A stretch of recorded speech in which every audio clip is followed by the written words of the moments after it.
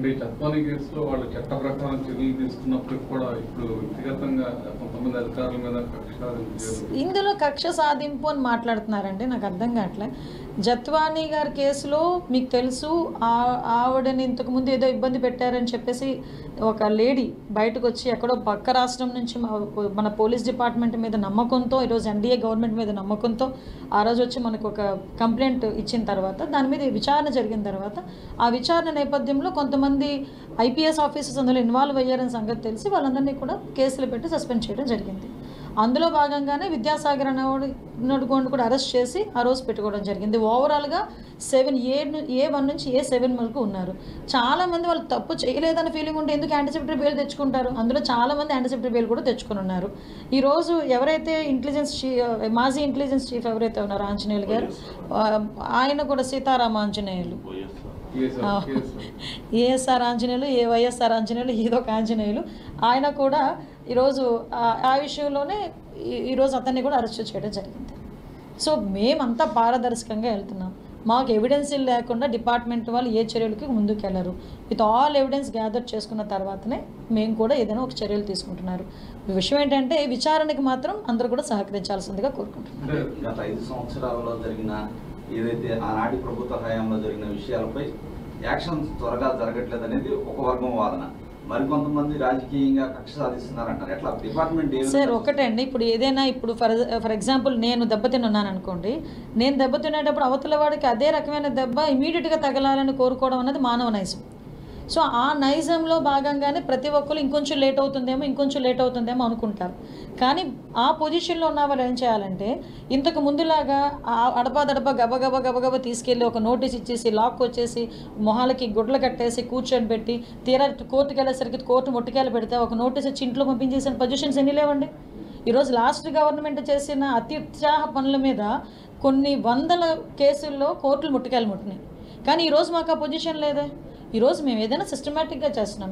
ఒక ఆరోపణ వచ్చింది, ఆ ఆరోపణలు ఎంత నిజాలు ఉన్నాయి వెరిఫై చేసుకుంటున్నాము. వెరిఫై చేసుకుని అందులో ఎంతమంది ఇన్వాల్వ్ ఉన్నారో చూసుకుంటున్నాము. వాటి తగ్గ సాక్ష్యాధారాలు తీసుకుంటున్నాము. ఈ ప్రొసీజర్లో కొంత మీకు లేట్ అని మీరు అనుకుంటున్నారు, ప్రాపర్ వేలో వెళ్తున్నామని మేము అనుకుంటున్నాం. దానికి ఏంటి ఇప్పుడు జనరల్గా పబ్లిక్ ఏంటంటే లేట్ అవుతుందేమో అని అనుకుంటున్నారన్న దానికి సమాధానం చెప్పా. వీళ్ళు ఎందుకు భయపడుతున్నారు? ఈరోజు సిట్ విచారణ జరుగుతుంది మద్యం విషయంలో, ఈ మొత్తం అన్ని ఇష్యూస్లోని కూడా విచారణ జరుగుతున్నాయి. ఎక్కడో అక్కడ భయపడుతున్నారు కాబట్టే కదా రాజకీయంగా మమ్మల్ని హింసించేస్తారని మాట్లాడుతున్నారు. రాజకీయ హింస అన్నది పరాకాష్ఠకి వెళ్ళింది మాత్రం 19 to 24 ఆ పీరియడ్. మేము ఈ రోజు వరకు రాజకీయ కక్షలు పెట్టుకోలేదు. ఒక థీమ్ పెట్టుకున్నాం, ప్రజలకు ఉపయోగపడాలి, తప్పు చేసినప్పుడు ఎవరికైనా శిక్ష పడాలి. ఇదే థింకింగ్తో వెళ్తున్నాం, ఇదే థీమ్తో మేము అఫెన్సెస్ అఫెన్సెస్ మీద 111 పెట్టచ్చంటే kidnapping, robbery, vehicle theft, extortion, land grabbing, contract killing, economic offences, cyber crimes, trafficking of people అంటే పిల్లల్ని తీసుకెళ్ళి అమ్మేస్తుంటారు, డ్రగ్స్, వెపన్స్, ఆయుధాలు సరఫరా చేయటాలు, డ్రగ్స్ సరఫరా చేయటం, పిల్లల్ని తీసుకెళ్ళి వ్యభిచార గృహాలకు అమ్మేయటం. ఇప్పుడు ఈయన చేసిన ఎవరో డైరెక్టర్ చేసింది ఏంటంటే కిడ్నాపింగ్ చేశాడు, రాబరీ, వెహికల్ థెఫ్ట్, వీటిలో ఏదో ఒకటి చేస్తుంటే ఈ సెక్షన్ దానికోసం తయారు చేసి కొత్తగా వచ్చింది. ఇది వెంటనే దీంట్లో వాడేశారు. ఇదిగో తర్వాత ఇంకోటి, ఇదిగో నేను తీసింది ఇది, గ్రూప్ ఆఫ్ పీపుల్ యాక్టింగ్. ఇందులో మళ్ళీ గ్రూప్ ఆఫ్ పీపుల్ అన్నారు పెట్టి దేశద్రోహం కూడా. పాకిస్తాన్కి రహస్యాలు అమ్మేస్తున్నాడు, చైనాలకు రహస్యాలు అమ్మేస్తున్నాడు, డ్రగ్స్ అమ్మేస్తున్నాడు, పిల్లల్ని వ్యభిచార గృహాలకు అమ్మేస్తున్నాడు. ఆయన చూసుకుంటే గోళ్ళు మనకి మాలు పెట్టలేదు. ఇది ఎక్కడ గొడవ రావు. సెక్యులర్ అంటే దేశద్రోహం అయిపోయాడు ఆల్రెడీ, అంతే కదా. ఇప్పుడు లేటెస్ట్ దాని ప్రకారం అన్ని మతాలు కలిసి ఉండాలండి అన్నామంటే చచ్చాలి. అరే మీరు ఇవన్నీ ఇలా రివర్స్ అవుద్ది. దీన్ని రెజీమ్ రివెంజ్ అంటారు.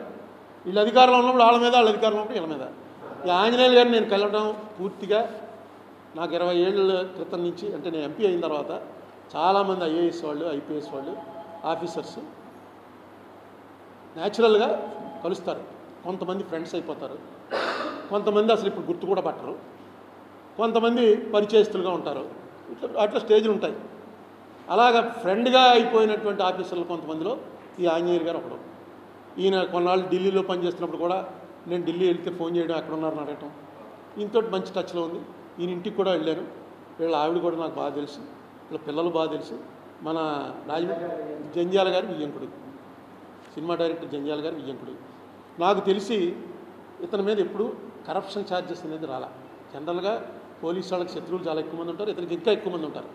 ఎందుకంటే ఇతన్ని చంద్రబాబు నాయుడు గారి టైంలో 5 జిల్లాలకు ఎస్పీగా వేశారు. నాకు తెలిసి ఎక్కడికి వెళ్తే అక్కడ టెర్రర్ క్రియేట్ చేశాడు. మెయిన్ రౌడీయిజము, ఫ్యాక్షనిజము ఈ రెండింటి మీద చాలా తీవ్రంగా పోయాడు. అందుకే రాజశేఖర రెడ్డి గారు సీఎం అవగానే రాజశేఖర రెడ్డి గారికి ఒక హ్యూమన్ టచ్ ఉంటుంది. ఓన్లీ ఇతను ఒక ఆఫీసరు, నేను ఒక సీఎం అన్నట్టుగా ఇప్పుడు చూడ్డు. రాజశేఖర రెడ్డి గారే ఇతన్ని, బహుశా రాజశేఖర రెడ్డి గారు ఒక్కడే ఉంటాడు. వాట్ మిస్టర్ అంజన్ అని పట్నం పొదమే గుర్తుండేవాడు. ఈయన అప్పుడు ఇంటెలిజెన్స్లో ఉండేవాడు. అది దాంతో ఈయన కొంచెం ఇదయ్యి జగన్మోహన్ రెడ్డికి కూడా బాగా దగ్గర అయ్యాడు, ఇంటెలిజెన్స్లో ఉన్నాడు, చేశాడు. ఆయన వెళ్ళి నేను అంతకు ముందే అందరూ యాంటిసిపేటరీ బెయిల్ తీసుకుంటున్నప్పుడే ఆయనకి ఫోన్ చేసి చెప్పాను, మీరు కూడా తీసుకుంటున్నారా యాంటిసిపేటరీ బెయిల్ అని. లేదండి నేను ఓ 10 రోజులు జైలుకి వెళ్ళి వస్తాను అన్నాడు. నాకు అర్థం అలా ఏంటి ఇలా జోకేస్తున్నాడు అంటే, సరేలే అనుకుని మీరు వెళ్ళండి జైలుకి, నేను చూడటానికి వస్తానులేండి అన్నాను. ఆయన నవ్వేశాడు, నేను నవ్వేశాను. నాకు ఆ మాట గుర్తుండిపోయింది. నేనేమనుకున్నానంటే ఆ లెవెల్ వాడిని పంపితే రాజమండ్రికి పంపుతారు అనుకున్నాను. డీజీ లెవెల్ నాకు తెలిసి ఇండియాలో ఇతను అక్కడ ఫస్ట్ అరెస్ట్ అయినాడు. డీజీ లెవెల్ వాళ్ళు ఎవరిని అరెస్ట్ చేయలే ఇప్పటివరకు. ఫస్ట్ మ్యాన్ అరెస్ట్ అయ్యి జైలుకి వెళ్ళినవాడు. అరెస్ట్ అయ్యారేమో తెలియదు కానీ బెయిల్ ఇచ్చేస్తారు, జైలుకి వెళ్ళాడు. తర్వాత అతను అరెస్ట్ అయ్యి లోపల ఉన్నాడని తెలిసినప్పుడు మనం చూడటానికి వెళ్ళాను.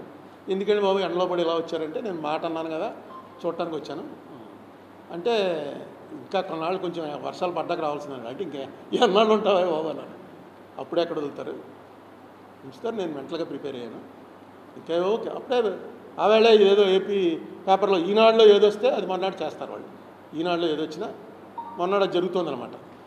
సర్వీస్ కమిషన్లో ఏదో జరిగిందని ఏదో చేస్తారో సరే పెడతారు. నాకు అర్థం కాని విషయం ఏంటంటే ఈ పర్టికులర్ కేసులో ఒక మనిషి ఎవడో పోలీస్ స్టేషన్కి వెళ్ళి కేసు పెట్టాడు. కేసు పెడితే పోలీసు వాళ్ళు ఏం చేయాలి? కేసు రిజిస్టర్ చేసుకోవాలా, లేకపోతే వీడు మనిషి మంచివాడు కాదండి, వీడు సరైనడు కాదండి అని కేసు రిజిస్టర్ చేయకుండా ఆగడానికి పోలీసులకు హక్కుందా? పోలీసు వాళ్ళకి ఒక కేసు పెట్టాడు ఎవడో వచ్చి ఒక అమ్మాయి మీద. ఆ అమ్మాయిని తీసుకొచ్చేశారు, జైల్లో పెట్టేశారు. పెట్టేసి ఏం చేశారు? జైల్లో పెట్టేసి ఏం చేశారు? బెయిల్ రాగానే విడిచేశారు. ఆ కేసు ఇంకా తేల్లా. అప్పుడే ఆ అమ్మాయి మళ్ళీ వచ్చి నన్ను అన్యాయంగా కేసు పెట్టారంటే ఎస్పీలు, డీజీలు, పోలీసు వాళ్ళు ఎవడన్నా పని చేయగలడు అసలు? ఎందుకు తీసుకొచ్చారు? నేను ఈయన్ని చూసి వచ్చిన తర్వాత మొత్తం నెట్లో చూస్తున్నా తెలిసింది ఏంటంటే, ఆవిడ ఒక పెద్ద పారిశ్రామికవేత్త మీద రేప్ కేసు పెట్టింది. రేపు చేయడం ప్రయత్నం చేయడం కాదు, రేప్ కేసు పెట్టింది. ఆ రేప్ కేసుని విత్డ్రా చేయించమని ఎలాగోలాగా నీ దౌర్జన్యం చేసి ఆ అమ్మాయి చేత విత్డ్రా చేయించని ఎవడైతే ఉన్నాడో అతను ఎవడో ఏషియా ఖండంలో 7వ రిచెస్ట్, ఏషియా ఖండంలోనే రిచెస్ట్ వాళ్ళ వరుసలో 7వ వాడు. 2,35,000 కోట్ల రూపాయలు వాడి నెట్వర్త్, వాళ్ళ కంపెనీ వర్త్. వాడు వచ్చి అప్పటి సీఎం జగన్మోహన్ రెడ్డిని అడిగాడని, జగన్మోహన్ రెడ్డి తీసుకొచ్చి ఆ అమ్మాయి చేత చేసాడు. కేసు విత్డ్రా అయిందా లేదో తెలియదు, ఆ కేసు ఏమైందో తెలియదు. కానీ ఆవిడ వీళ్ళ మీద ఇచ్చిన కంప్లైంట్లు ఏం రాసిందంటే, ఆ కేసుకి నేను వెళ్లకుండా ఉండటం కోసం నన్ను తీసుకొచ్చి ఇక్కడ జైల్లో పెట్టారు. ఆ కేసుకి పలానా డేట్ ఇచ్చింది కోర్టు ముందు వెళ్ళి చెప్పాలి. ఆవిడ చెప్పడానికి వీలు లేకుండా చేయడం కోసం ఇలా చేశారు అని ఆవిడ కంప్లైంట్లో రాసింది. కంప్లైంట్ తెప్పించాను. ఇదిగో ఇప్పుడు బాంబే వాళ్ళతో పంపించాను, ఎవరో తెలిసిన ఫ్రెండ్స్ ఉంటారు కదా, అక్కడ ఏమైందో కేసు అని తెప్పిస్తాను. ఇది చిన్న విషయం కాదు. ఇది అసలు పోలీసులు పని చేయాలా అక్కర్లేదా? ఏం చేయాలి? ఒకవేళ నిజంగా ఆవిడ వచ్చి నన్ను అన్యాయంగా కేసులో ఇరికించారని పెట్టాలంటే దానికి ప్రొసీజర్ ఉంది. దానికి ఏంటి సెక్షను? ఇప్పుడు కొత్త బిఎన్ఎస్ పాత అయితే 195 ఐపీసీ, కొత్త బిఎన్ఎస్ సెక్షన్ ప్రకారం సెక్షన్ 231 ప్రకారం మెజిస్ట్రేట్ కోర్టు పర్మిషన్ లేకుండా వీళ్ళ మీద ప్రాసిక్యూషన్ చేయడానికి లేదు. ఇన్వెస్టిగేట్ చేయాలన్నా సరే మేజిస్ట్రేట్ పర్మిషన్, ఎందుకంటే ఆ కేసు ఇంకా పెండింగ్లో ఉంది. ఎవరైతే ఆవిడ నా ఆస్తులేవో ఫోర్జరీ చేసిందని కంప్లైంట్ ఇచ్చాడో ఆ కేసు ఇంకా పెండింగ్లో ఉండగా ఈ కేసు ఎలా బుక్ చేస్తారు?